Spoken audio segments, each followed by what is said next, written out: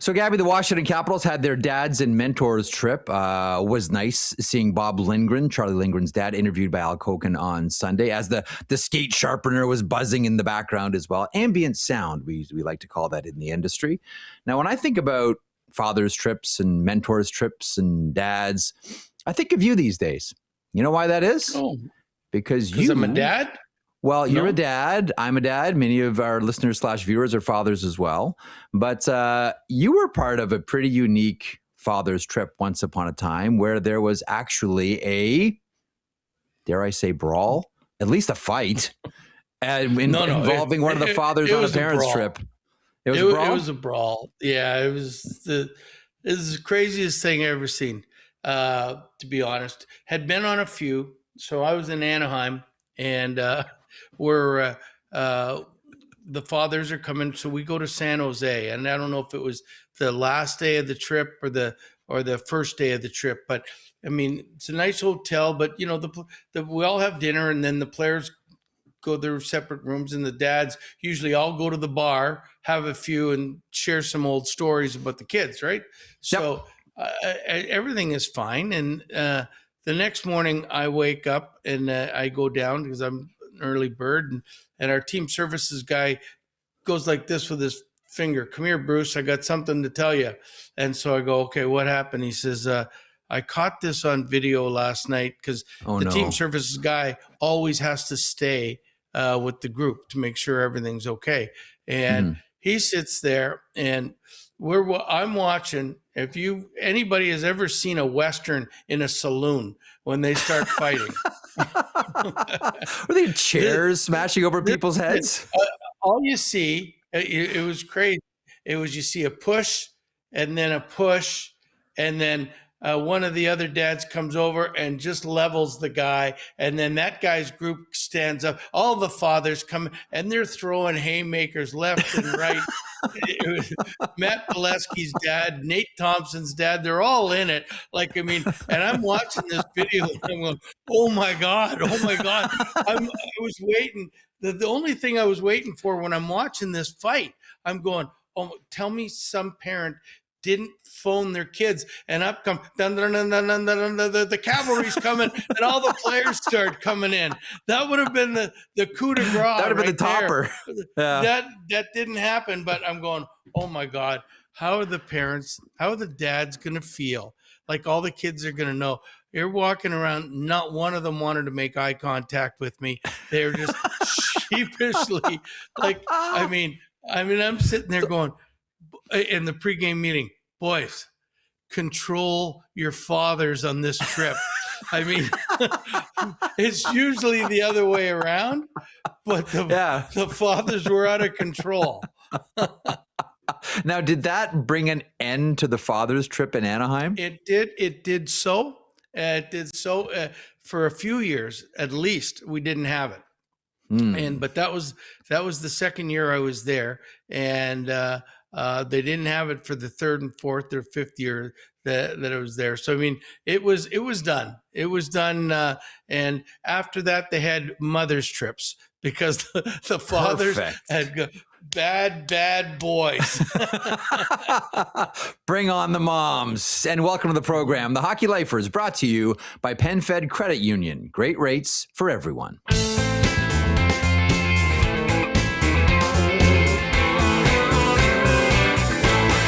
Gabby, of all the stories you've told, that is certainly a spectacular one. How were the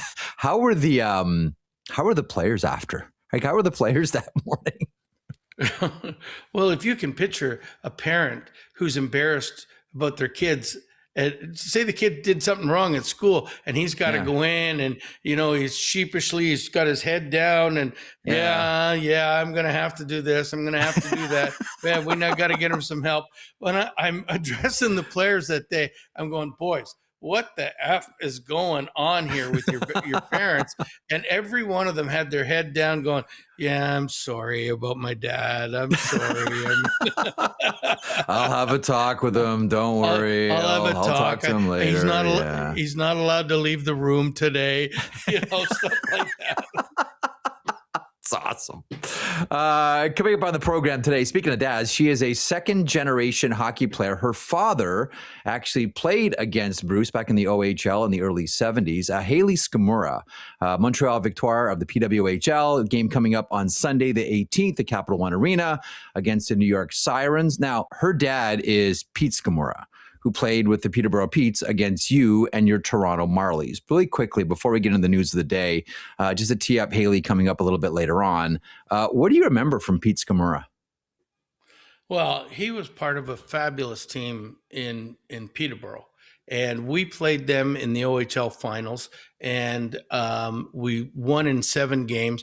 Coley Campbell was a member. That it was his defense partner, I think, and And I mean, every time I saw Coley for about 15 years, he said we cheated to win.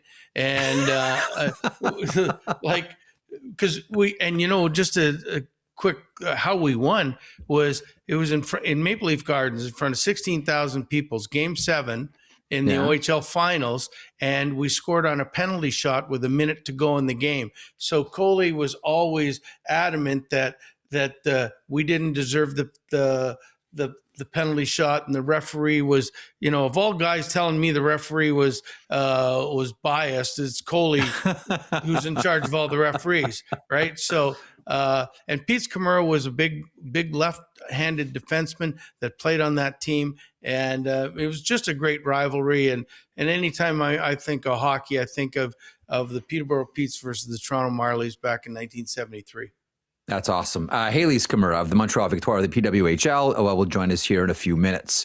In the meantime, the latest from around the NHL, and once again, another big story from Alex Ovechkin.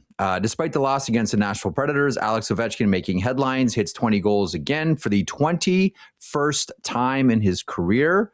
That officially passes Ron Francis for second place. There's only one person who has more 20-goal seasons in his career in history, and that is Gordie Howe, who has 22. A quick thought on Alexander Ovechkin.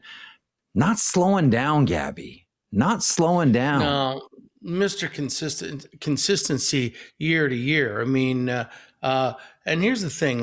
Before this recent streak, Alex had gone a few games without a goal, but every time he goes a few games without a goal, something's going to happen. And when he feels it, it doesn't matter. You'll notice he shoots from everywhere when he's feeling it, and he scores in bunches. And this was a perfect one-timer from his spot at the far circle, and it was in. And as I've seen hundreds of times before, it was a great shot. But here's a guy that, just over the halfway mark, has got 20, and it's not going to surprise me at all if he gets 40 plus goals again this year. And if he gets 40 goals plus and the Caps make the playoffs, how can he not continue to play? Well, this is what we're wondering about. Speaking of Howe, why not chase Howe's record for most 20-goal seasons? I know when you get up into this rarefied air that Alex Ovechkin is skating in now, it's like every so often a new record gets broken. But Gordie Howe's the only one in front of him, and it's only one season. At least maybe stick around to tie Gordie Howe. But then if you come back for one, then you're going to put up another 30 or 40. And you know what people are going to start saying, Gabby? You know 1, what, Alex? 1,000's not that far away. And then one season turns into 2 and maybe turns into 3. I don't know. It's going to be an interesting decision. Yeah. The one thing about Alex is he's the type of guy that if you tell him he can't do it, he goes out and says, oh, yeah, I'm going to show you I can do it. It was a great motivating tool for Alex when I'd say, Alex, I don't think you can do this. You're playing too much. I don't think you can do this. And then you put him out and he's like looking at you as if he's going to kill you. And then he goes out and does it. So, his pride and, is all of those things that add up to it, is those intangibles about him make him what he is today. So nothing would surprise me, but I'm pretty confident that he's in the 40-goal radius again this year, which to me at his age would be friggin' amazing. Well, that's the thing. Like, we're not used to seeing players that productive call it a career. You know, like Nick Lidstrom, Nick Lidstrom was still getting Norris votes when he wrapped things up with the Detroit Red Wings as one of the greatest defensemen to have ever played. Here's the greatest goal scorer ever, still snapping in 40. And we're wondering, like, is this really going to be the end for Alex Ovechkin? Because we're used to seeing certainly veteran players trail off, and then you start to hear the stories of, oh, you know, I wish you would, leave the stage while the audience is still clapping. I want to remember Alex as the big goal scorer. He's still that, Gabby. Like, if this is the final farewell, he's not licking the envelope and mailing it in. He's still snapping in 40. Yeah, and if he's gonna, Jesus, I wish I could read him better right now. But if he was ready to mail it in, I think he would have already said that this is my last year, and he hasn't said that. So I think he's on the fence on to see how he did this year and how he felt this year. So I mean, if he can stay healthy this year and he can get close to 40 goals, I mean, if I was management, I'd sure want him back another year. Why not? Goals aren't cheap. Goals are expensive and hard to come by in the NHL. All right, to a couple of other teams around the NHL. Sticking with the Eastern Conference, the New Jersey Devils and Dougie Hamilton. So Dougie Hamilton, veteran defenseman, scratched against the Winnipeg Jets. Elliot Friedman reported that he wouldn't waive his no-trade clause to accept the trade to San Jose in the offseason. The New Jersey Devils, as we all know, are in a salary cap situation, have given out a lot of no-trade clauses as well. How do you look at this situation here? Because this doesn't benefit anybody. It's not a good look for the New Jersey Devils. It's not a good look for Dougie Hamilton. How do you see this one? Like, how does the coach read this one?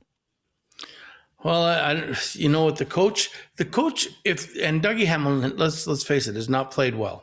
I mean, he's got 1 point in 16 games, and that's just not, that's on him. So, I mean, I don't know what the decision was or why, but if I'm a coach and he's not playing well, the only, you can't send him to the minors, you can't trade him. You got to use ice time as a motivator. I mean, I look at every good coach and every team, the ice time is the biggest thing that we have for accountability for everything else. That's what we have to use. And so, I mean, with Dougie Hamilton being benched for a game, I'm sure that because they lost, that they'll probably put him into the next game, and let's just see how he reacts to it. If not, you can make life pretty miserable for guys if you want to get rid of them, but it's a double-edged sword, because if you make life miserable and they don't want to be there, then you're not going to get much from them. I don't know if you're going to get much for them anyway. So it's and unfortunately, Tom is, put that in when you ask a guy if he'll move his no move clause or take it away, and they say no, which is the player's right. I mean, this is what they battled for. Negotiate. I mean, but at the same time, that player is sitting there going, oh, they don't want me on the team, and I'm not going to move. It doesn't make things very compatible for the organizations. So I have a potential solution. I'm curious what you think about this one, because we've seen this before where players will refuse to waive their no trade. But when a team asks you to waive your no trade, essentially, Gabby, what they're doing is saying, give me something in exchange for nothing. Essentially, do me a solid. Completely disrupt your life, move, hundreds of miles away to a different market, maybe leave your family in the process, and at least disrupt your family at the same time in exchange for nothing. I'm firmly of the belief, and maybe we're going to have to wait for another CBA unless they decide to reopen it for this one. I'm of the belief that if you ask a player who has a no trade or a no move clause to waive that clause, you should have to compensate that player financially. Maybe it's $500,000 to waive a no trade. Maybe it's even $1 million to waive a no trade. But as it exists right now, the player gets nothing and the team gets what they want in a situation where Tom Fitzgerald is asking Dougie Hamilton to waive his no trade. Compensating players for waiving their no trade clauses. What do you think of that? Well, you know what? like I said last week, I mean, you're always thinking. That's good thoughts. I mean, they A lot got to of give time him on my hands. something. You know, I'm Yeah. sitting there and I'm having hard negotiations for this no trade, so I get my no Yeah. trade. Now you ask me to waive my no trade, and I get nothing in return. Doesn't seem to be very fair or make any sense. So I think it's a good idea, and Yeah. and I think that the $1 million or whatever the cost would have to go against the cap as well. So I mean, if you're going to give, and teams are doing that these days because every agent asks for a no trade. Like, I mean, so every team has like 7, 8, 9, 10 players that have got no trades, which I think is ridiculous. So you should have to compensate somebody if you're going to Yeah. ask these players to disrupt their whole life and move and let me know that, hey, I don't want you on my team. So will you? I want to move you. So will you Mhm. waive your no trade? There's got to be a price for that. That way, it's a business transaction. Like that makes it a legitimate business transaction. You give me this and I give you that. All right. Ottawa Senators, 3-6-1 in their last 10, last place in the Atlantic Division. The general manager last week released a letter about internet rumors about various players. Linus Ullmark, their goaltender, is on leave from the team. They've signed James Reimer, who surrendered 6 goals in an American Hockey League game yesterday against the Rochester Americans. Didn't have the best of all possible outings. We saw him in the Spengler Cup. And this, by the way, this is the year they surrendered the first round draft pick for the Dodonov situation from a couple of years ago as well. So it's not as if, they can bottom out and still get a high pick. That pick is getting surrendered this year. They had 3 years to surrender it. They did in the first 2, and they have to now. What do you do if you're the Ottawa Senators now, Gabby? They're dying to find someone to make a save for them. It's killing the team. It really is. I mean, they went from, to me, like after the first 10 games, as a favorite to be not only part of the Atlantic playoff run, but be close to the top. And they were doing it without Brady Tkachuk at the beginning of the year. I think now they're fighting tooth and nail to even stay relevant in the whole Eastern Conference to make the playoffs. So they need a goaltender somehow. Reimer is not the answer. Good, bad, or indifferent. He's been on a lot of teams. Hey, great guy to come in and give you a game here every now and again, but there's no way you can lean on him to do something if that's the case. So, I mean, Steve Stales has got to make a move to find goaltending help, because we've heard this cry from the Ottawa Senators for years now. That's when they went out and got Ullmark, and to say, okay, our goaltending is fixed, and evidently things aren't going right. But just the one comment about that, I wish Steve hadn't have said anything. Like, I mean, why make everything public? It was on the internet and that, but boy, that just brought it out into the open, and now everybody jumps all over it. Just let's keep this inside and let those rumors die down, and then we'll get on with our work. But I mean, nothing good comes out of rumors when you're talking about infidelity of your teammates. Connor McDavid, moving on to the Edmonton Oilers. His point streak is now at 18. Gabby, 19 goals, 23 assists. It's the longest streak of the season for any player in the NHL. 18 games is remarkable. I remember something that Jay Woodcroft told me when he was coaching the Oilers about Connor McDavid. He said, and this would apply for Alex Ovechkin too, don't be numb to what you're seeing. Don't be numb to what you're seeing from Connor McDavid. I know at this point we've seen it all so many different times. Oh, he goes end to end, he dekes everybody out, fastest guy, and pops a water bottle, and oh, it's just Connor McDavid. He said, don't be numb to this, because you're seeing something really special, something that we haven't seen in the NHL maybe ever. And you're blessed to have someone like this in the NHL while you're a fan. Again, I will say the same thing about Alexander Ovechkin. But do you have a thought on what McDavid here is doing? And a thought on the idea of, let's try not to get numb to this and appreciate and marvel still, even though we see it all the time, at the greatness that is McDavid. I marvel at it every night when I'm watching the Edmonton games. I mean, just the thing people don't understand, there's a good chance he'll hover around 140 points this year again. Okay. But unlike the Gretzky era, the Lemieux era, this is not the era of 9-7 games. The goalies are bigger and better. The players are faster. They play every team plays.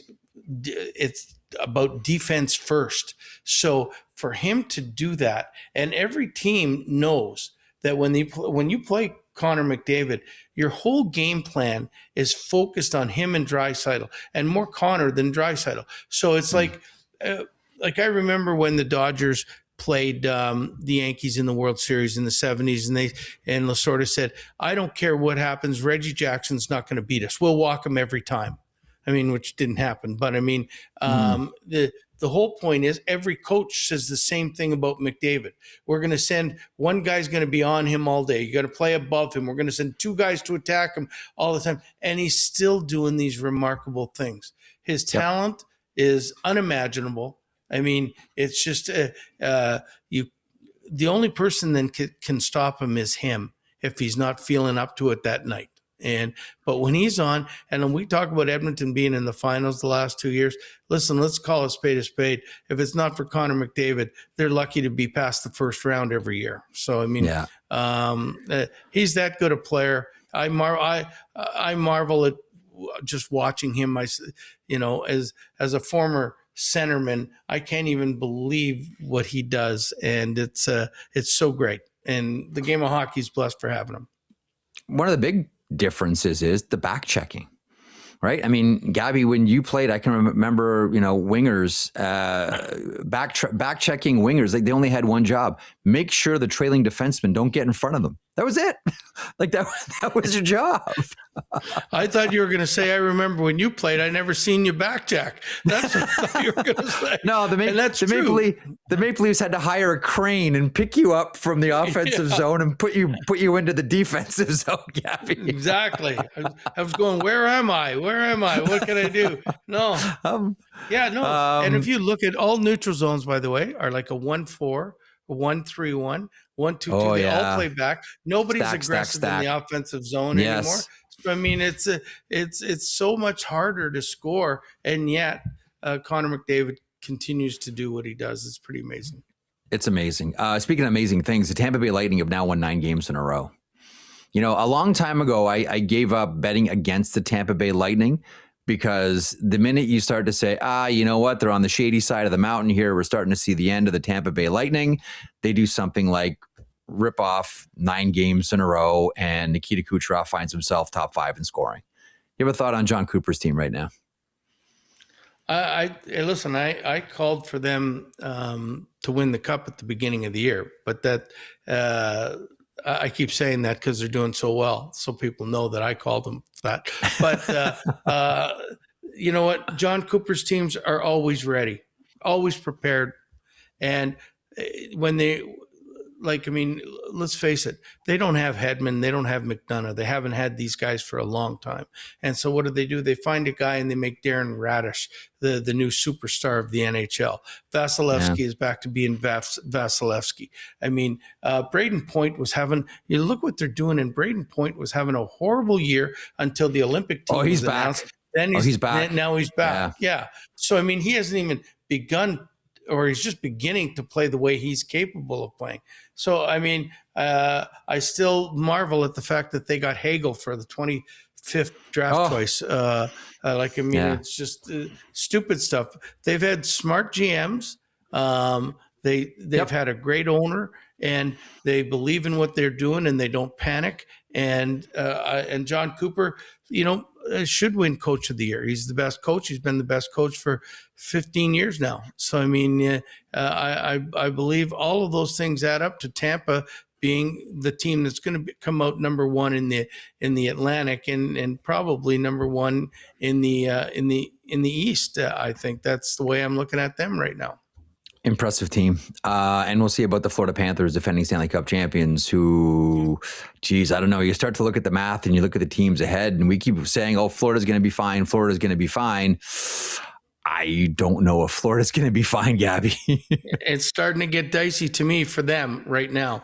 I mean, they've got to go on a run, and they haven't been able to go on that run. It's win one, lose one.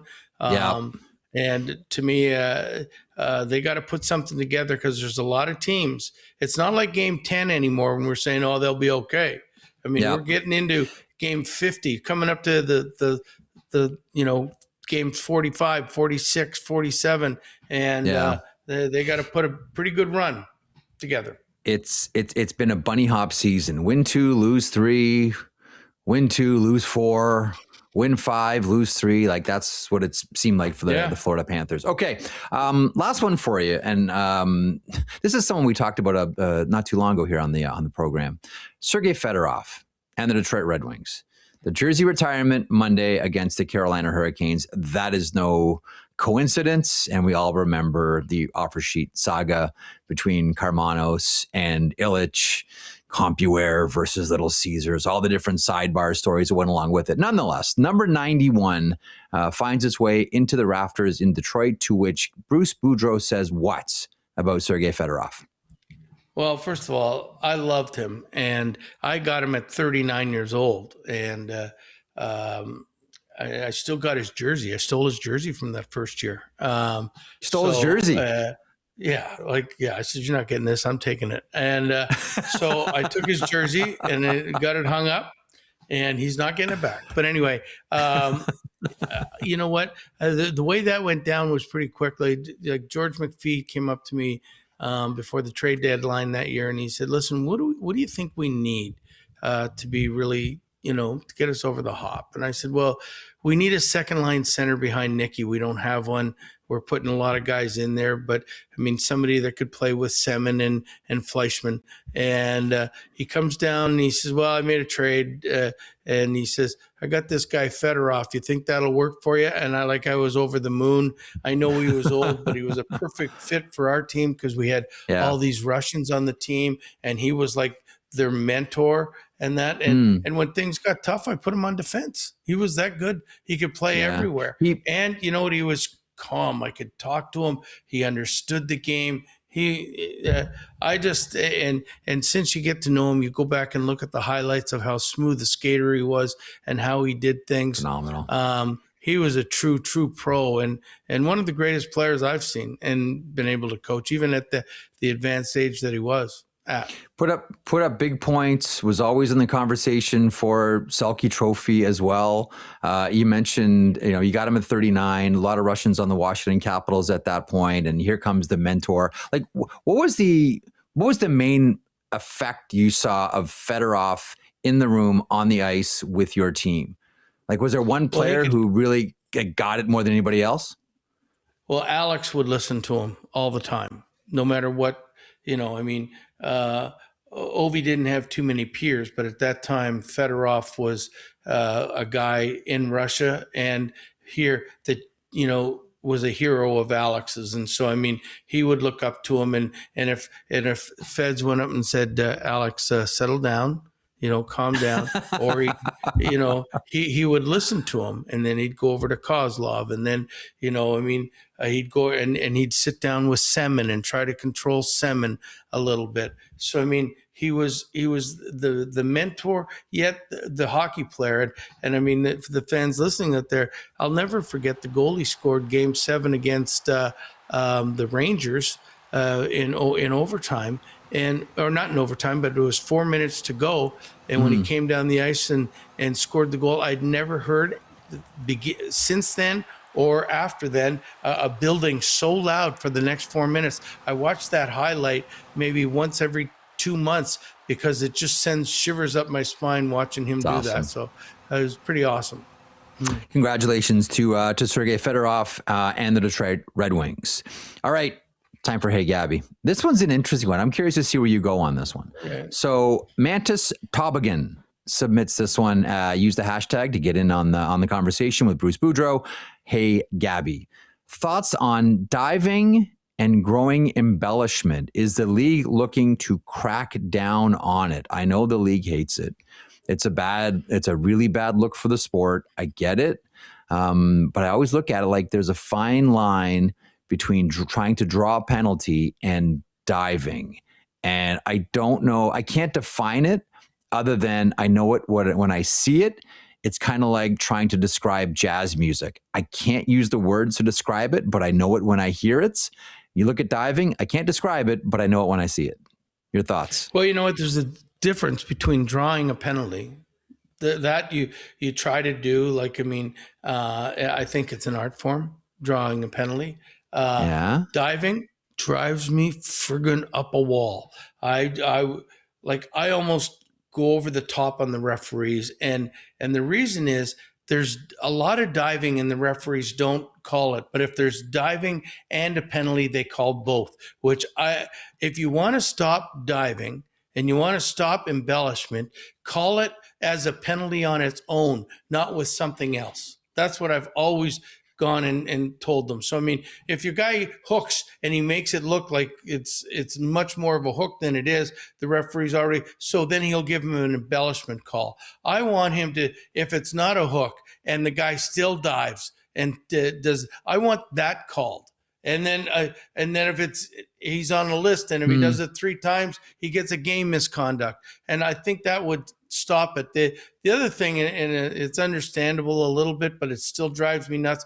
Anything up to the head, like, I mean, a stick hits a guy in the top of the helmet, which doesn't hurt, or if it's just a love tap, and then they throw their head back as if they've lost 6 teeth and got blinded by the play and go down, throw their gloves on the ice and everything else. Those things drive me nuts.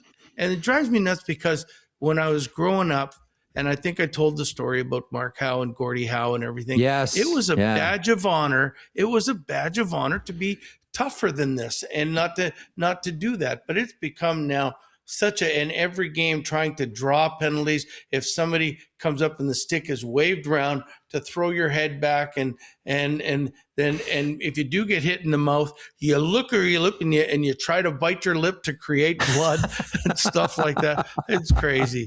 It's great, but I hate the penalty. As you can see, I'm fairly passionate about this call. No, I get it. Like, listen, I hate diving. I think the overwhelming majority of hockey fans hate diving. A couple of things. To the head flinging back, even when there's not contact, I understand it. Like, you think to yourself, like, if something comes across your face really quickly, the natural instinct as a human being is to move your head back. I don't think they're trying to draw the I think that's just a natural thing that happens. The throwing the gloves and flailing around and doing the snow angel, like all of that, I'm with you about 1,000,000%. But I'll tell you something, and this is just anecdotal. So every summer, like you, I find myself sitting around going, well, there's no hockey to watch. So I go and I watch old games. And a few years ago, I was watching the Montreal-Calgary Stanley Cup final.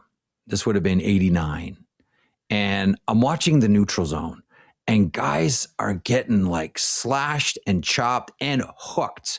Like, you're going through the neutral zone. You have at least one stick on you with someone trying to haul you down. There is not going to be a penalty.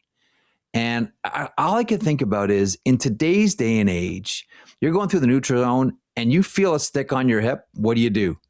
You go down. But back then, you had a hook in, you had a stick on your hip. The guys bent their knees and tried to skate through it. It's like such an overwhelming difference that we see now. And that's where I look at and I say, technically, you're getting hooked. Is that embellishment? Where once upon a time, guys would bend their knees and try to skate through that. Now guys go down because they know that they're going to put their team on the power play. And when they go back to the bench, the coach will give them a cookie. The other one to go along with that is when they got their 2 hands on their stick and a player is trying to hit the stick and they'll take their hand off the glove and off the stick and shake it as if they hit them in the hand and they didn't even touch them. It drives me nuts. Okay, so here's the other one. Then we'll move on to story time on this one. I know coaches obviously hate it when they see someone from the other team doing it. What about when it's in your own team and you see someone go down light around the crease? Like, what do you do when that player comes back to the bench? Do you read them the riot act? No, but I don't applaud him either. You know, like if we're down 4-3 and we need a power play right away, if there's 5 minutes to go in the game and they do it, and I'm going, I would say, way to draw it, way to draw the penalty. But I've never been one to congratulate guys that go down and dive or go down and embellish. And like I've always thought, I wanted it to be a tougher game than that. And so those things, because I know I didn't do it, that it bothers me that other people do. Okay. Before we get to story time a little bit later on, want to get to this interview with Hayley Scamurra. And in this interview, you'll find out about the rivalry between her father, Pete, and Bruce Boudreau. So Hayley Scamurra plays with the Montreal Victoire of the PWHL. Sunday, January the 18th at Capital One Arena. Montreal faces off against New York, a game that we're all looking forward to. We caught up with Hayley early Monday morning. She was very generous with her time. And it's a delightful interview. Really thoughtful, wonderful hockey player. I think you're going to enjoy this. Here's Hayley Scamurra on the Hockey Lifers. Hayley, in Washington, all eyes are on the 18th and a game with your Montreal Victoire facing off against the New York Sirens. First of all, thanks so much for joining us here on the program. I know Gabby has a bone to pick with your dad, and we'll get to that in a couple of seconds. But first of all, to kick things off, Montreal Victoire, we think of, star-laden team, Marie-Philippe Poulin headlines that, certainly. But this is a team where whenever I talk to anyone about you, the first thing they always say, Hayley, is she's all energy. Nobody works as hard as Hayley. Is that true? I like to think so. I think that's what I bring to any team that I'm on is like, you're always going to get my 100% effort. And I'm the one going in the corners, battling for the puck, winning those battles, and then just getting it to my teammates to try to create more opportunities. Yeah, it's I mentioned Marie-Philippe Poulin off the top there, and one of the things, like you've played Northeastern, you played online, I believe, with Kendall Coyne Schofield, so you're used to playing around superstars. Let me do the juxtaposition here. How are Kendall Coyne Schofield and Marie-Philippe Poulin both similar and different? I would say similar in their leadership. I think they both really lead by example, and you really want to follow them into the battle because they'll do anything for their teams. They're always blocking shots. They're working as hard as they can, always battling. They don't shy away from anything. Differences, not really sure. I know Kendall's, she's just the fastest player in the league, honestly. Yeah. Not that Poo's not a great skater or fast, but Kendall's that extra step above, I think, everyone. But other than that, yeah, they're very similar, and it's been a joy to play with both of them for sure. Bruce? I had 4 or 5 questions running through my head here. So I'm saying you're playing on the 18th in Washington. This is true, right? So yes. When you've played all these other buildings, like the special buildings, it seems to me like they all sell out, or they come very close. The league has had some great success with these games. Have they not? They've been incredible. I think it really just shows how much the communities there want to see women's hockey. It's everywhere we go to. Even Dallas was incredible from what I've heard, and they were in Chicago. We've been in Halifax twice now, and they're also, when they've been in places twice, they're still selling out at the games. So I think it really just shows how much people want to see women's hockey, and I think it looks great for our next expansion. Well, let me ask this one. I was watching a highlight last week. Now, is it me, or is it getting more physical? The women's game itself. There was an open ice. There was an open ice hit that Bobby Bond couldn't have done. And I'm going, wow. I thought that there was no supposedly no hitting, even though we know there's a lot of contact. But by rule. But it looks like it's loosening up an awful lot in women's hockey. Definitely. I think in our pro league right now, we are allowed to hit supposedly same direction against the boards and stuff, no open ice hits. But I would say some open ice hits are definitely still happening. And it's definitely getting more physical out there for sure. But for me personally, I love that part of the game, and it's my bread and butter. So it's been enjoyable to be able to hit more. But yeah, it's definitely getting more physical, but I think the fans love it, and I know most of the players love it. Just so you know, Bruce, you'll really enjoy Abbey Rock if you enjoy the physical side of things with the Montreal Victoire. Actually, one of my favorite hits in the PWHL was actually Marie-Philippe Poulin catching Abbey Rock. Now, of course, they're teammates on Montreal with you. To the physicality issue, I'm glad that the accent was put on physicality by the PWHL because I'm with you. Like the fans love it. I know the players really enjoy it as well. This was something, though, that would just sort of dropped on the players' laps. Like, this isn't something that you grew up with.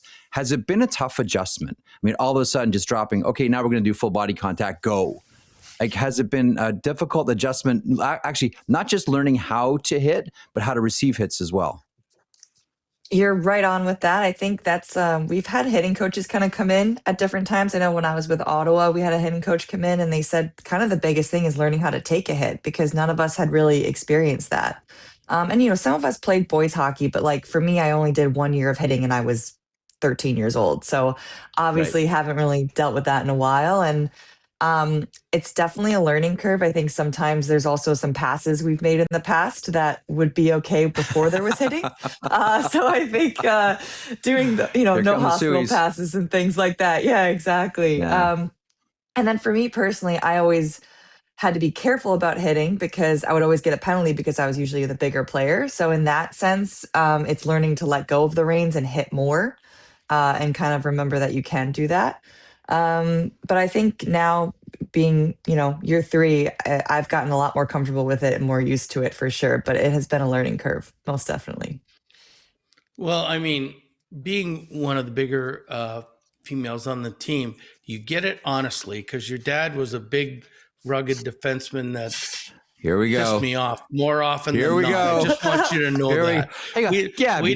We invite her on, and now you're going to bring up a grudge from 1973. I just want you to tell Mr. Peter Scamurra when you talk to your dad that, I mean, the best battles in my whole career were when the Peterborough Petes played the Toronto Marlies. And he was part of those teams for 2 years. And I just, it was great when we heard you were on, I just said, Peter Scamurra, I know that name. And I just went right back and I said, aha! I know who she is. Oh my gosh, he's going to eat this up. Okay. I'll let him know. Now, and with a couple more accents on your father too, since there is that, you know, we always talk about second generation players, and you're one of them. I mean, he played for the Washington Capitals for a few years. Knee injuries, I believe that was the injury that that caused him to retire. But you know, I do wonder, as a second generation player, what advantages did you glean by that? I mean, Dad played in the NHL. I can't help but thinking like there's certain things, like advantages that you had that other kids wouldn't have. For sure. I mean, he was my coach all growing up, and still to this day, he's someone that I like to bounce ideas off of, see what he thinks out there.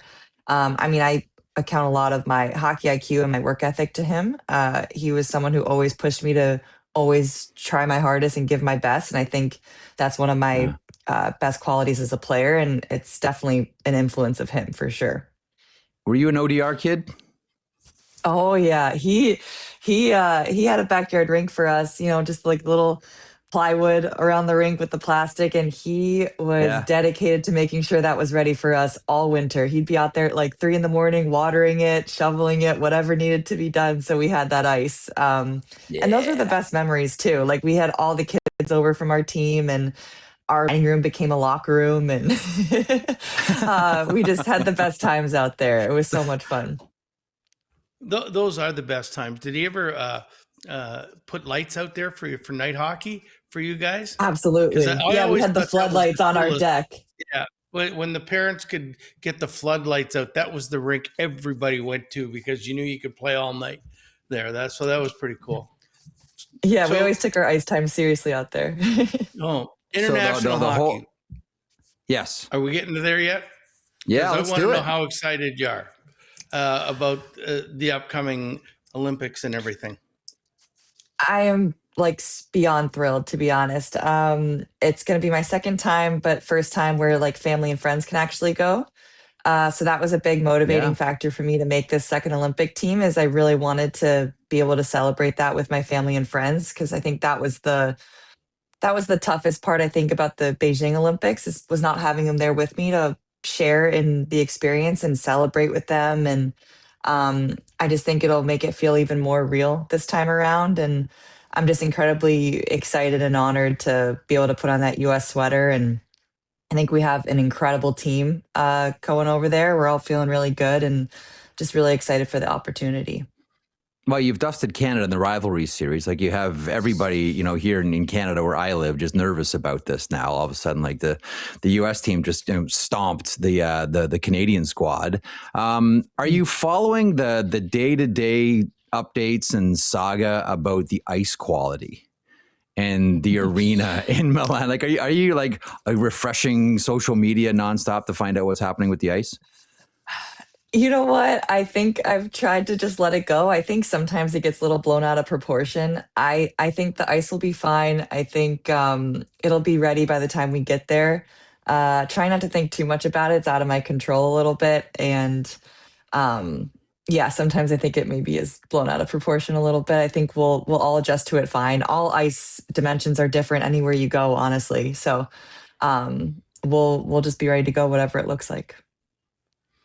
Well, I think it's going to be fun, and don't. I know we let you win 4 straight in the rivalry series because we wanted you to build up your confidence a little bit. But all it is, yeah. So keep just taking us lightly a little bit, and you watch the Canadians, and I'm sure it'll be a gold medal game between the Americans and the Canadians. But it seems like for the many years that I've been watching that I mean.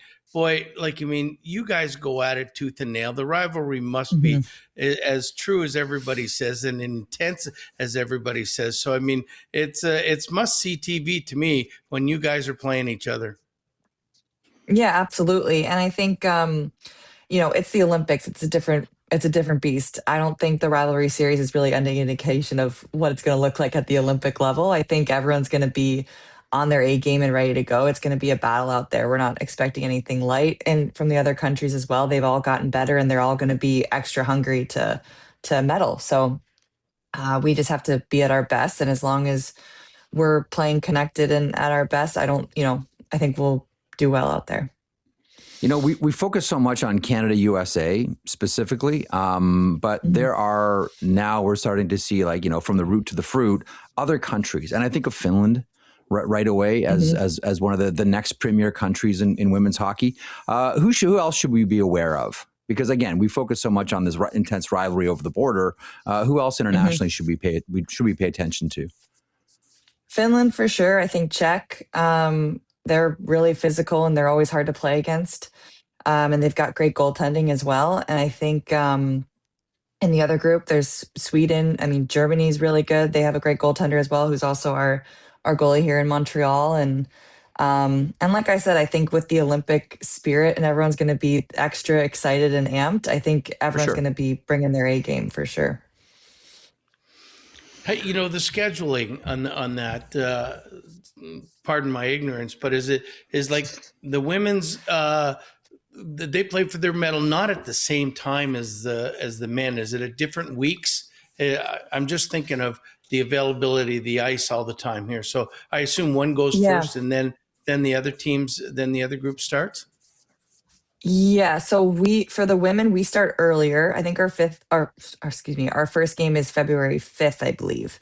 And then the final game would be on February 19th. And I know the men start a little bit later, maybe like a week later. All right, before we let you go, tee up this game for us because Capital One Arena, Sunday the 18th, ticket sales are brisk. The record, the U.S. attendance record, I believe, is Seattle, just over 16,000. This one's flirting with it. We'll see where it ends up. But ticket sales are real good in Washington for this one. So it should be a good game. This is Abby Rock against her old team. As I mentioned, Gabby, you'll really like Abby Rock. I know you like your accents on the physical side of things. What should hockey fans in Washington be looking forward to in this one, other than watching Stars? Absolutely. It's going to be a great game. New York's a really young team. They're a fast team. They have great chemistry. They're playing really well together. They're on a win streak at the moment. And I think with our team, we bring more of that physicality piece, the intensity piece, and it should be a great battle. I think last game we had a really tight game against them where it was pretty back and forth, but we just weren't able to get that final goal to tie it up at the end. But yeah, they're a fast young team, and they're going to be hungry to win. In DC there, but. I'm really excited. I've got a lot of family and friends coming, and I've worked in the DC area a little bit with the Capitals organization for Learn to Play and things like that. And so I know they're super excited for that game. Well, I know I'm really excited. Yeah, sorry. And I'm going to be there. I was going to say, just really quick on New York, how good is Sarah Fillier? Oh, she's incredible. She's got great vision. She's a great playmaker, incredible shot. She's definitely a difference maker out there for sure. Sorry, Gabby, last word to you. No, I was just going to say I'm looking forward to being there. I'm going to watch it. You know what? I've seen it. I haven't seen a game live yet, but I've come to see women's college hockey. And listen, I'll admit, I hadn't seen it, and I'm going, okay, how good is it? How good? I was shocked at how fast you girls are.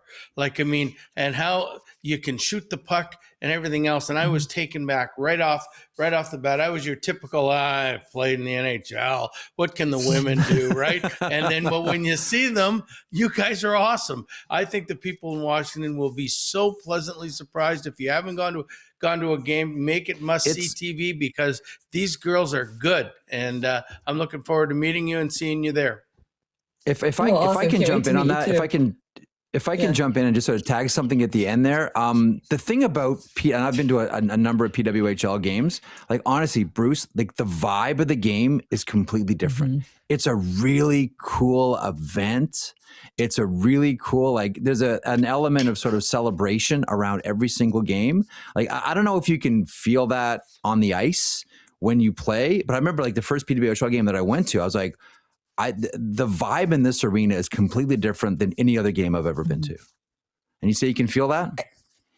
100%. I think you just described it perfectly. Honestly, it is the energy in the building that's so different, because everyone's just so excited to support us, to watch us, to and then honestly, once people come to a women's game, they want to come to more. I've seen that a lot too. They're like, oh, this is my first game and now I'm hooked. And I think seeing it in person is just different for sure. Absolutely. Awesome. Listen, on that, we'll let you go. Anything else, Bruce, before we, you want to insult her dad a little bit more before we any more messages for Pete? Nah, we beat you. That would be the only thing. There you go, Hayley. Take that one back to your father. Listen, thanks so much for stopping by. I know it's a really busy time for you, just coming back from Quebec yesterday as well, and you got a million things on the go. We appreciate you parking some time today. Very much looking forward to Sunday and your game against New York in DC. Thanks so much for doing this. Yeah. And listen, hey, thank you for having me. The videos you're doing on Instagram are fantastic. Please promise to never stop that. Please promise to never stop doing those. Those are tremendous. Thanks so much, Hayley. Really appreciate it. Yes, thanks, you guys.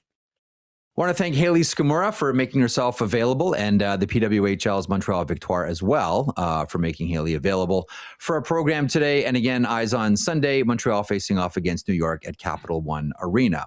Any more shade you want to send to the Scamurra family about your rivalry with Pete going back to the early 70s, Gabby? No, I just thought when I heard we're doing Hayley Scamurra, I'm going, Scamurra. There was a Pete Scamurra that played for the Petes, and that's when I started to go, it is him. I just remember, you know what? Big dark-haired guy, sideburns, looked scary. He was 6'2", 6'3", something like that. Yep. And back in the early 70s, that's a big man. So yep. Played with the Washington Capitals in the NHL, and I believe he was the first Buffalo-born player to ever be drafted into the NHL, and maybe the first-born Buffalo player to play in the NHL as well. So some historical tie to the Scamurra family. All right, story time. So this past weekend, I spent Saturday and Sunday in Ann Arbor. Saturday, I went to the Michigan-Notre Dame game, 7-4. Michigan's got the top team in the country. The outcome, not a surprise. Big thrill for your boy here, Gabby. Now, I've talked to Red Berenson a number of times on the phone, on radio interviews, but I've never met him. Like, I have a bucket list of people that I want to meet in the world of hockey, and Red Berenson, who I think should be in the Hockey Hall of Fame, is right up around the top of that list. And Saturday, in the first intermission of the Wolverines game against Notre Dame, I got to go down to his box and spend the first intermission talking to Red Berenson. And like, honestly, Gabby, that smile didn't leave my face for the entire evening. I was like, this is the coolest thing in the world. I get to meet Red Berenson. Holy smokes, this is amazing.